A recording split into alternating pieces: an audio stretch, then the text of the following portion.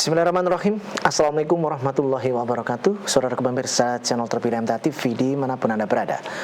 Puji syukur Alhamdulillah senantiasa kita panjatkan kehadirat ilahi Rabbi Allah SWT atas genap karunia nikmat dan juga rahmatnya untuk kita semua di perjumpaan siang hari ini. Kita jumpa kembali di program unggulan Hidup Sehat Alami dan Alhamdulillah narasumber yang sudah hadir kali ini di sebelah kiri saya seperti biasa ada Dr. Ibnu Ja'far Ma'ruf, Magister Medical of Science, akupunturis herbalis, yang nanti akan kita dapatkan materi kesehatan dari beliau, yakni konsep cara cerdas untuk sehat. Nah, silakan nanti Anda bisa bergabung bersama kami di line telepon 02716793000, SMS ataupun di WA kami di 08112553000.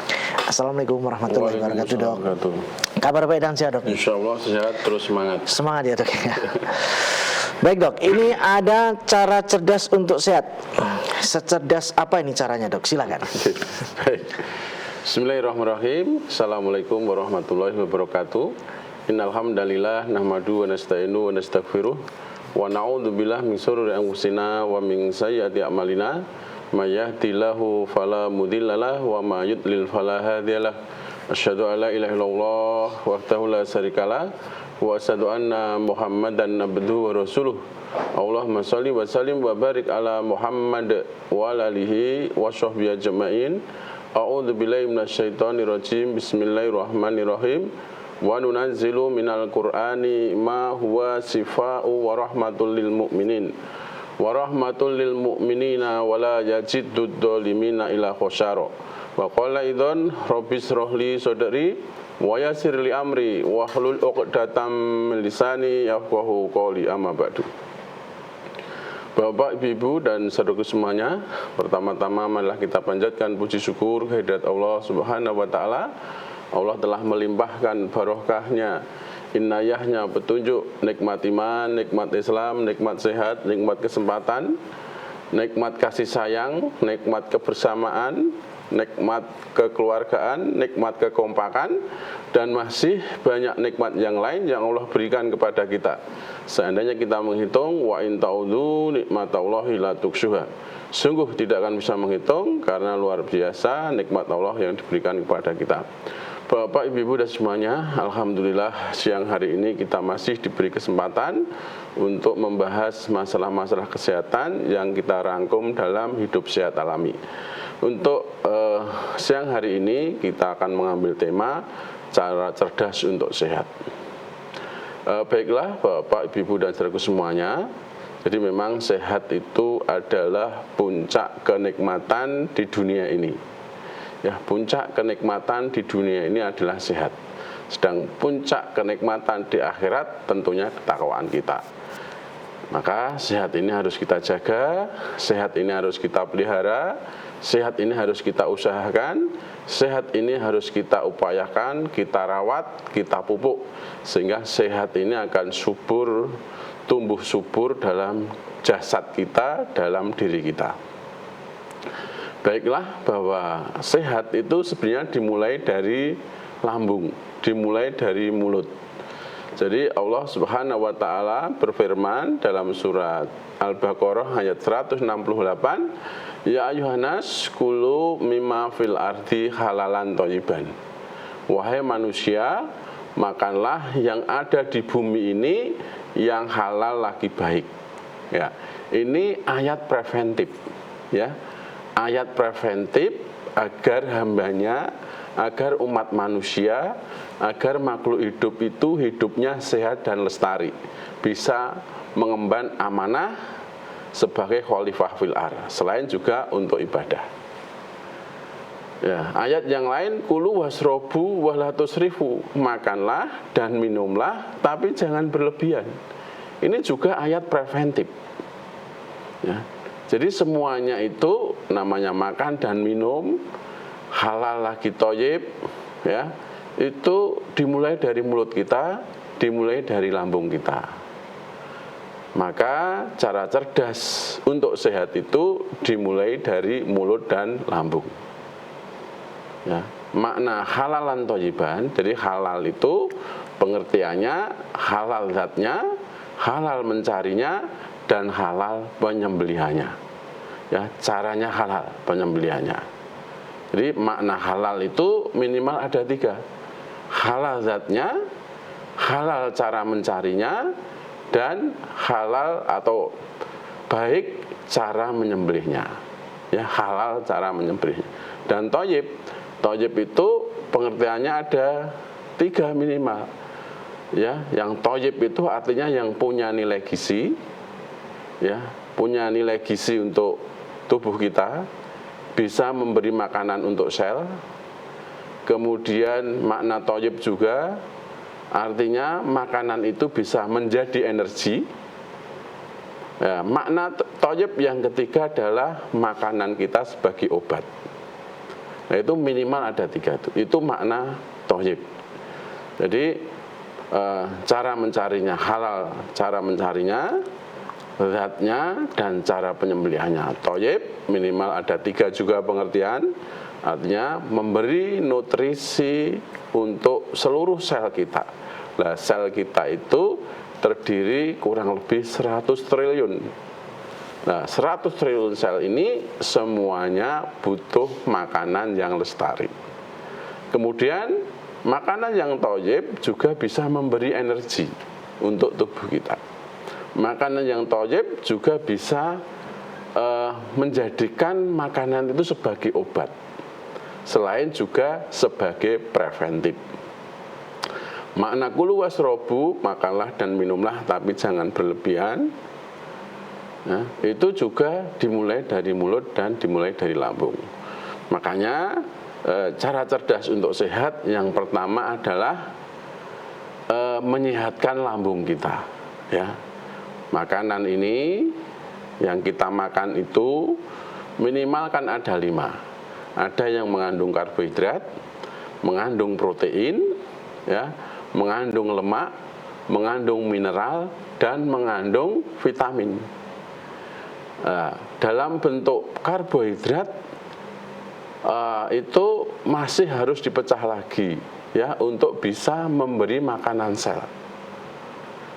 Ya, dipecah dengan enzim amilase yang dihasilkan dari mulut kita, juga dari lambung kita, sehingga menjadi glukosa. Nah, glukosa inilah yang diperlukan oleh sel kita. Kalau lambung kita tidak sehat, karbohidrat ini tidak bisa dipecah.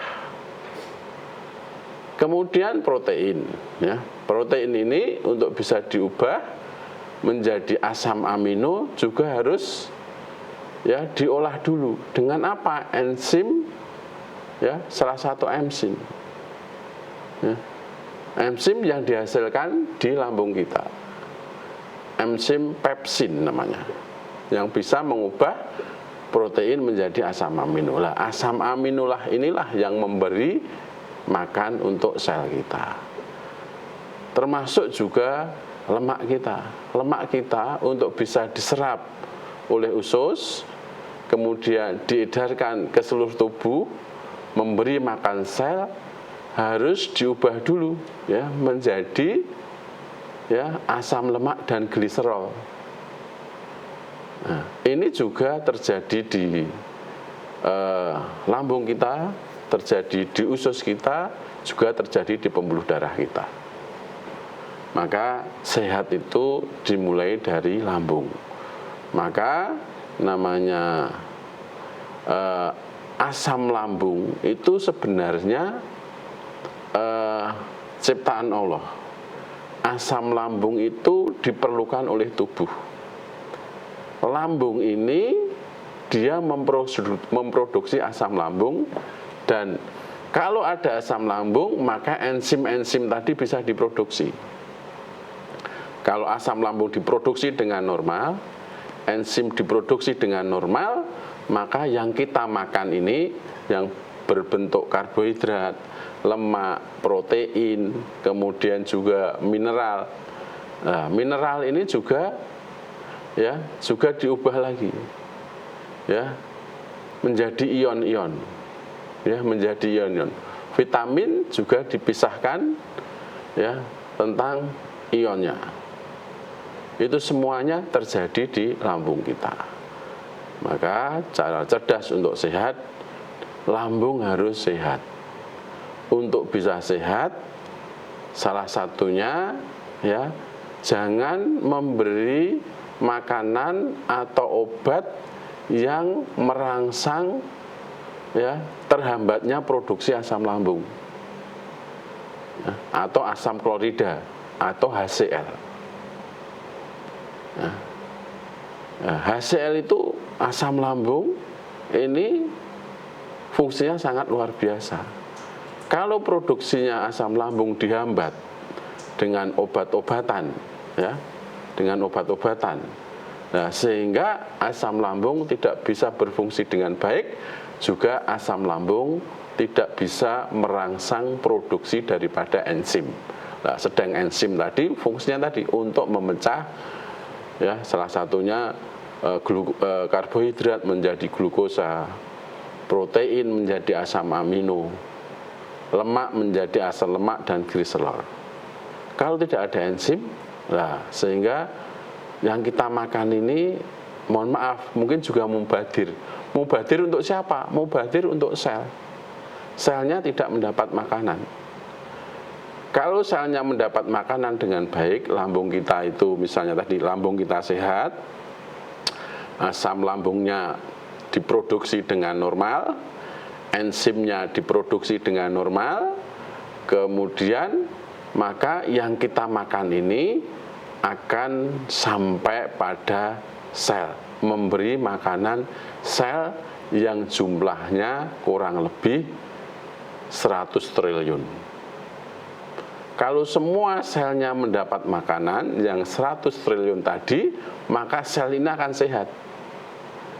Kalau sel sehat, maka akan membentuk jaringan. Jaringan ini juga akan sehat. Kalau jaringannya sehat, maka jaringan ini akan membentuk organ. Organnya juga akan sehat. Ya, organ 5 yang pokok, ya, yang 5. Jadi kidney, ginjal, liver, jantung, ya, lambung, paru, ini akan sehat. Ya, bladder kita, kandung kemih kita akan sehat. Gallbladder kita, ya, kandung empedu kita akan sehat. Usus halus kita akan sehat. Pankreas kita akan sehat. Usus besar kita akan sehat. Kalau selnya sehat, organnya, jaringannya sehat, dan organnya sehat. Nah, organ yang sehat ini akan membentuk sistem tubuh yang sehat pula. Akhirnya ginjal bekerja dengan baik, ya, liver bekerja dengan baik, jantung bekerja dengan baik, ya, lambung, limpa, pankreas bekerja dengan baik. Kemudian paru, usus besar juga bekerja dengan baik. Maka sehat ini dimulai dari lambung kita. Nah, maka Bapak, Ibu dan saudara semuanya, untuk bisa menyehatkan lambung, salah satunya, satu, kita kalau memakan itu dikunyah sampai lembut, ya, minimal 20 kali kunyahan, minimal, ya. Idealnya memang 30 kali kunyahan. Kalau tidak bisa 30 kali kunyahan, ya mungkin 20. Kalau 20 pun nggak bisa, ya separuhnya 15. Kalau bisa kita kunyah dengan lembut, makanan tadi yang karbohidrat bisa diubah menjadi glukosa, yang protein bisa diubah menjadi asam amino, yang lemak bisa diubah menjadi asam lemak dan gliserol. Kemudian termasuk mineral juga bisa dipecah ionnya, sehingga, dan vitamin juga seperti itu, dipisahkan ionnya, sehingga bisa memberi makanan sel, sehingga sel menjadi lestari. Ya, dimulai dari mulut, dikunyah dengan baik. Makan jangan tergesa-gesa, makan kita nikmati, kita kunyah dengan pelan, kita nikmati. Insya Allah kalau lambung kita, organ kita akan sehat, ya, tubuh kita akan sehat. Jadi ini dulu Bapak Ibu dan semuanya sebagai mukadimah, nanti bisa diperjelas ya di pertanyaan-pertanyaan. Ya. Baik pemirsa, kami harapkan Anda bisa bergabung bersama kami di line telepon 0271 679 3000, SMS ataupun di WA kami di 08 11 255 3000. Namun sebelumnya kita akan simak beberapa informasi dalam rangkaian jeda pariwara berikut ini.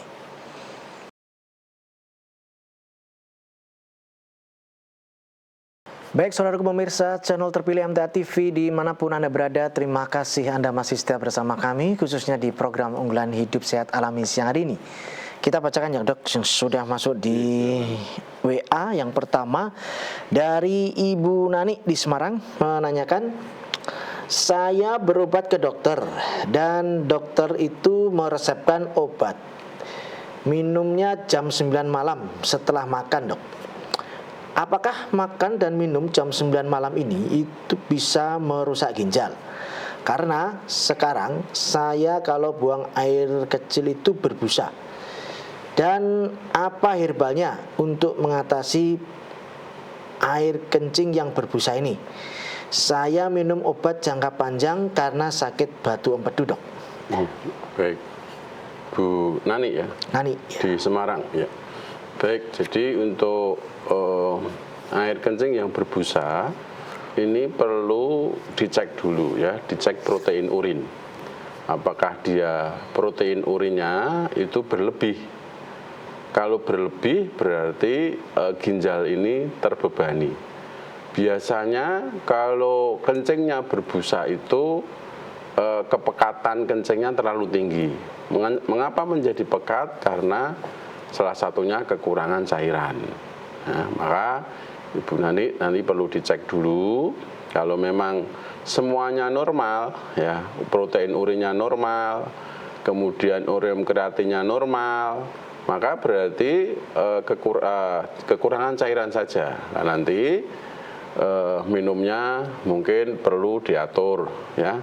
Jadi minimal sehari itu ya 2 sampai 2,5 liter atau menggunakan rumus 30 ml kali berat badan. Kalau berat badannya misalnya 60 kali 30 cc berarti 1,8 liter. Itu yang pertama. Kemudian apakah makan jam 9 malam kemudian minum obat itu baik untuk kesehatan? Sebenarnya makan yang paling bagus itu terakhir sebelum maghrib atau pas maghrib, seperti ketika kita berbuka puasa. Nah, ini mencontoh Nabi dan para sahabat juga. Nabi dan para sahabat itu ya kebanyakan beliau-beliau itu sahabat puasa. Ya, puasa. Ya, kalau puasa beliau ya makannya ketika makan sore ketika berbuka itu. Malamnya Nabi dan sahabat kalau tidak ada aktivitas habis sholat isya itu tidur. Tujuannya apa? Biar nanti bisa bangun malam untuk sholat id, untuk sholat lail, ya mohon maaf, untuk sholat lail, untuk sholat tahajud, takarub kepada Allah, ya untuk bermunajat kepada Allah. Jadi tidak ada kegiatan setelah isya kalau tidak mengurus umat. Nah, kita ini juga seperti itu sebenarnya. Kalau kita itu mencontoh Nabi dan para sahabat, pasti baiknya dan pasti benarnya. Syariat agama ini kalau kita kerjakan itu sudah dipastikan ya, baiknya dan dipastikan benarnya. Baik untuk tubuh kita, untuk jasad kita, untuk roh kita. Sudah dipastikan. Semua syariat agama ini kalau kita jalankan dengan baik sudah dijamin kebenarannya dan dijamin kebaikannya. Makanya apa ya? Jadi obat kalau malam itu ya, misalnya sebenarnya minum itu paling bagus atau makan itu paling bagus minimal 2 jam sebelum tidur. Kalau kita tidur itu mau tidur minum atau mau tidur makan itu kurang baik. Kalau kita mau tidur minum justru akan membebani ginjal. Kemudian tidur kita tidak bisa pulas, tidur kita tidak bisa nyenyak karena sebentar-sebentar mau ke kamar mandi untuk kencing. Jadi akan mengurangi kualitas tidur. Sedang istirahat yang paling efektif, istirahat yang paling baik itu adalah tidur. Maka tidur itu jangan sampai terganggu, apalagi terganggu dengan kencing, karena kita sebelum tidur minum. Nah, makanya minum, makan itu minimal 2 jam ya sebelum tidur, sehingga bisa dicerna oleh lambung kita. Ini Bu Nani yang ada di Semarang. Mudah-mudahan bisa dipahami. Baik, berikutnya dari Ibu Siti di Colomadu. Berarti ada pertanyaan ini, anak saya sekolah di pondok usianya 17 tahun, Dok. Kalau malam suka minum air hangat yang dikasih jeruk lemon tanpa gula. Apakah sudah benar ataukah riskan bisa mengakibatkan sakit lambung? Ya, lemon ini bagus ya. Lemon itu kandungannya sangat banyak. Golongan sitrus, tidak hanya lemon saja, termasuk jeruk nipis, lemon dan jeruk yang lain termasuk jeruk pecel itu sangat baik. Di situ ada asam sitrit atau asam sitrat. Ya, asam sitrat ini fungsinya salah satunya membersihkan kolesterol. Yang kedua, fungsinya membersihkan ginjal kita. Jadi ginjal kita bersih dari kotoran-kotoran, termasuk mungkin plak pembentuk batu, asam sitrat ya. Kemudian di jeruk nipis itu juga ada salah satu serat yang tinggi, yaitu pektin ya, pektin. Nah, serat itu juga berfungsi salah satunya untuk membantu sistem pencernaan kita, membantu absorpsi sari-sari makanan kita. Juga serat itu berfungsi untuk menetralkan kolesterol juga. Dan sitrus, golongan sitrus termasuk lemon, kandungan vitamin C-nya tinggi.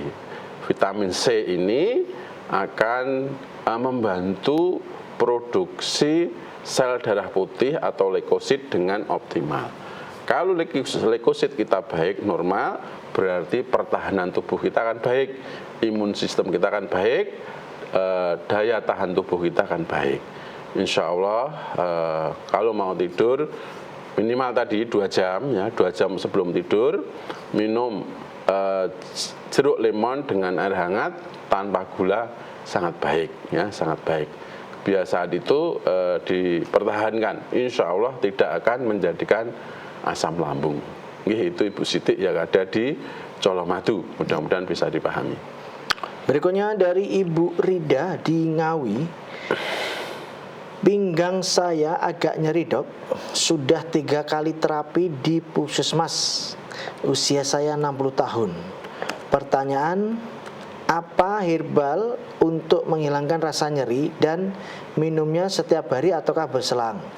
Yang kedua, sebelum pinggang nyeri, dulu saya selalu mandi sebelum tahajud dan pakai air dingin. Dan sekarang apakah harus pakai air dingin atau hangat, Dok? Mohon nasihatnya. Baik, Ibu Rida yang ada di Ngawi, ya, umur usia 60 tahun. Jadi sakit pinggang itu banyak ya, sebabnya. Maka untuk mengobati ini diagnosisnya harus tegak dulu. Tidak setiap pegel itu obatnya sama. Tidak setiap pinggangnya pegel itu obatnya sama, tidak. Maka kita cari dulu penyebab utamanya apa. Misalnya sakit pinggang, kalau dia menjalar sampai kaki, menjalar dari bokong, pinggang, bokong sampai kaki bawah, berarti kemungkinan saraf kejepit. Kalau nyeri pinggang menetap ya di situ saja, kemungkinan itu ginjalnya kotor. Maka perlu kalau memang menjalar sampai kaki, dari pinggang, bokong menjalar sampai kaki, perlu dirongsen. Rongsen apakah ada kelainan di tulang belakang. Kemudian kalau nyerinya menetap, ya, pegelnya menetap, dicek urin rutin, ya, dicek kencingnya, urinnya dicek apakah ada kristal. Kalau memang ada kristal, berarti ginjalnya kotor. Lah itu obatnya beda-beda. Ya, kalau memang itu saraf kejepit, ya, menjalar tadi itu nanti saran pertama adalah jangan angkat junjung berat. Angkat junjung berat dikurangi, tempat tidurnya yang rata, dingin angin dikurangi, tidur di lantai, kipasan, minum es dikurangi. Kemudian herbalnya nanti bisa direbuskan temulawak, jahe, kunyit, serai, ya, insya Allah akan mereda. Kemudian olahraga yang paling bagus adalah renang.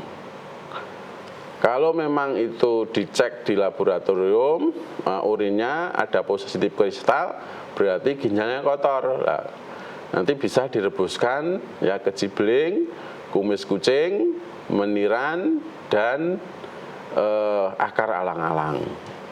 Insya Allah dengan pertolongan Allah, dengan izin Allah bisa baik. Maka Bu Rida nanti dicek dulu ya untuk memastikan apa penyebab pinggangnya pegel.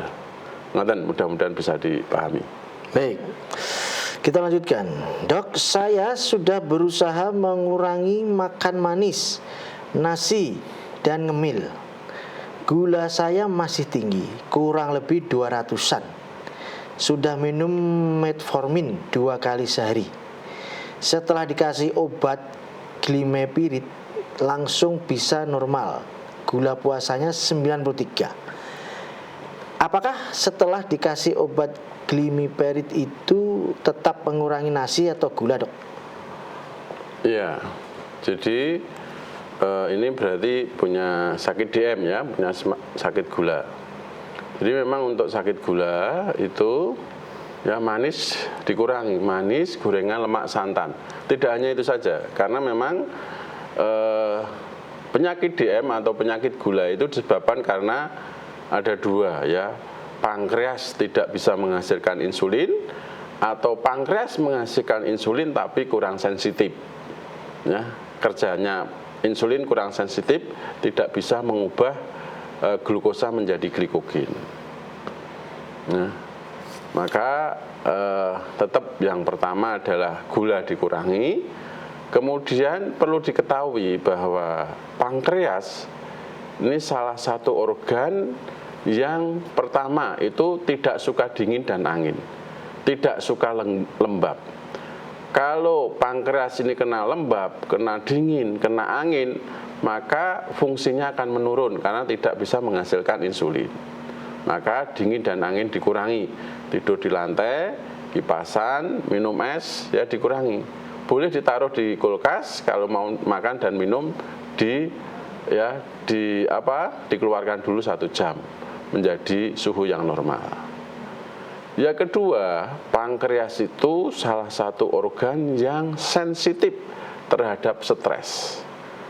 Kalau stres, ya, orang itu stres, mikir berat, ya, maka pankreas ini, maka hormon kortisol akan meningkat. Nah, hormon kortisol ini juga akan berpengaruh kepada pankreas sehingga pankreas tidak bisa memproduksi insulin. Akhirnya gulanya tinggi terus. Maka stres juga harus dihindari. Pikirannya harus rileks, santai, semeleh, netral, semangat, ya, setel kendo dan losdon. Nah itu. Ini pankreas itu seperti itu. Jadi cara kerjanya seperti itu. Tidak cukup minum metformin saja, tidak cukup minum glimepirid saja, tapi gaya hidup, pola pikir, pola makan itu juga harus disesuaikan. Jadi memang namanya lifestyle ya. Jadi gaya hidup itu harus diperbaiki. Tidak hanya sehat dengan obat, tapi bagaimana kita tuh sehat tanpa obat. Tetap dikurangi, tetap konsultasi kepada dokter ya. Mungkin glimepiridnya dosisnya seperti apa, ya nanti konsultasi kepada dokter yang biasa memeriksa. Itu Ibu ya, mudah-mudahan bisa dipahami. Ya. Dan tidak mengatakan pola ya, biar tidak stres. Ya, ya, pola. Jadi pola hidup itu kan ada 4 ya. Iya. Pola makan, pola pikir, terus pola istirahat, sak pola-pola. Baik, masih ada satu lagi Dok ya. Dari Bapak Abdullah di Solo. Kita makan dianjurkan dikunyah sampai lembut. Tapi di sisi lain kita dianjurkan untuk mengurangi tepung yang notabene makanan lembut. Yang seperti itu bagaimana Dok? Mohon pencerahannya. Iya, jadi itu sudah berbeda dengan tepung dengan mengunyah. Jadi kalau kita misalnya makan sayur, ya itu kita kunyah dengan lembut. Ya minimal tadi 15 sampai 20 kali kunyahan. Makan daging juga kita kunyah 15 sampai 20 kali kunyahan. Termasuk juga makan nasi. Ya. Dan memang kita itu dianjurkan minimal ya 3, mengurangi 3. Jadi karbohidrat termasuk tepung, termasuk ya tepung-tepungan ini dikurangi kalau bisa dihindari. Kemudian gorengan, kemudian manis ya dikurangi. Saya tambah 1 yaitu santan terlalu kental. Ini manis, gorengan, lemak dan santan. Itu dikurangi. Ada 4, manis, gorengan, lemak dan santan. Tapi ketika kita makan apapun itu, makan apapun, tidak harus nasi, termasuk makan buah, makan daging, makan sayur, itu sebaiknya dikunyah dengan lembut. Biar semua karbohidrat, protein, lemak, mineral, dan vitamin itu bisa diserap oleh tubuh, kemudian diedarkan ke seluruh tubuh untuk memberi makanan sel, sehingga sel menjadi lestari. Kalau selnya baik, selnya sehat, selnya lestari, maka jaringannya akan baik, organnya akan baik, dan sistem tubuh ini akan baik. Itu Bapak yang ada di Solo Baru. Solo. Jadi mudah-mudahan bisa dipahami. Ya. Baik Dok, sudah di penghujung perjumpaan, ada nasihat untuk kita semua, silakan Dok. Baik, jadi Bapak, Ibu, dan semuanya, saudaraku semuanya, jadi tadi cara cerdas untuk sehat ya. Jadi memang sehat itu dimulai dari lambung, sehat dimulai dari mulut dan dari lambung. Maka kita ingat firman Allah, ya ayyuhannas kulu mimma fil ardi halalan thayyiban. Wahai manusia, makanlah yang ada di bumi ini yang halal lagi thayyib. Yang kemudian kulu wasrobu wala tusrifu. Makanlah dan minumlah tapi jangan berlebihan. Kalau kita Bapak, Ibu, dan saudara semuanya memegang ayat ini dengan kuat, ya, kita pahami, kita hayati, kita amalkan dalam kehidupan sehari-hari. 1 ayat ini saja. Kulu wasrobu wala tusrifu. 1 ayat ini saja. Itu kita amalkan dalam kehidupan sehari-hari, insya Allah kita sudah dijamin sehat. Makan dan minumlah jangan berlebihan. Itu karena syariat agama, firman Allah dijamin ya pasti dan pasti benarnya, pasti dan pasti baiknya. Jadi itu saja yang saya sampaikan, mudah-mudahan bermanfaat. Kurang lebihnya mohon maaf. Ya. Baik, kami sampaikan terima kasih Dok. Kita nantikan pelajaran berikutnya insya Allah. Assalamualaikum warahmatullahi wabarakatuh. Baik, saudaraku pemirsa channel terpilih MTA TV dimanapun Anda berada. Demikian tadi telah kita simak dan ikuti bersama program unggulan Hidup Sehat Alami siang hari ini. Kita jumpa kembali di kesempatan mendatang. Saya Tamila Fatoni pamit undur. Assalamualaikum warahmatullahi wabarakatuh.